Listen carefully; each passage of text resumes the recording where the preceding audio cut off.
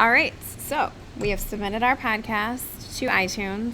We got the email saying, congratulations, your podcast has been added to iTunes. Now we need to find our podcast. Yes. So to find your podcast, you're going to have to open up iTunes.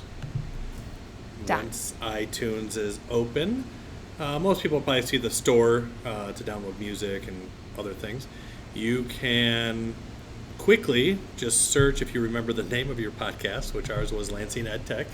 So we're going to search Lansing Ed Tech, and your podcast should show.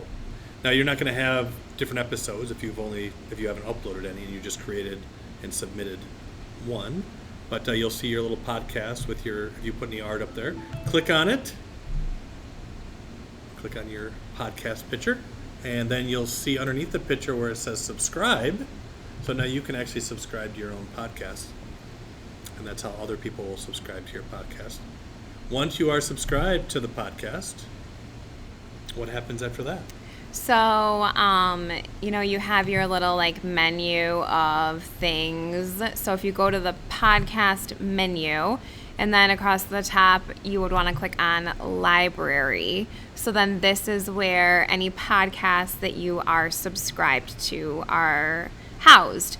Now, because we just subscribed today, you only have the most recent episode. However, you can go to the feed button, and then you have all of the episodes that particular podcast has created, and you can download any of them and listen to them.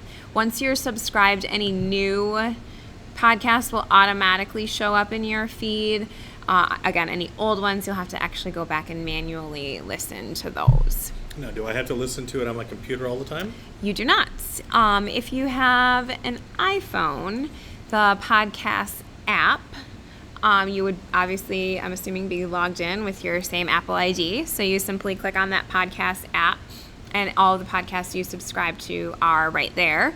And you just click on it, and it starts playing. If you have a smart car, I guess, I don't know, you can listen to it right through your car radio via Bluetooth or with a USB cord, which is really nice.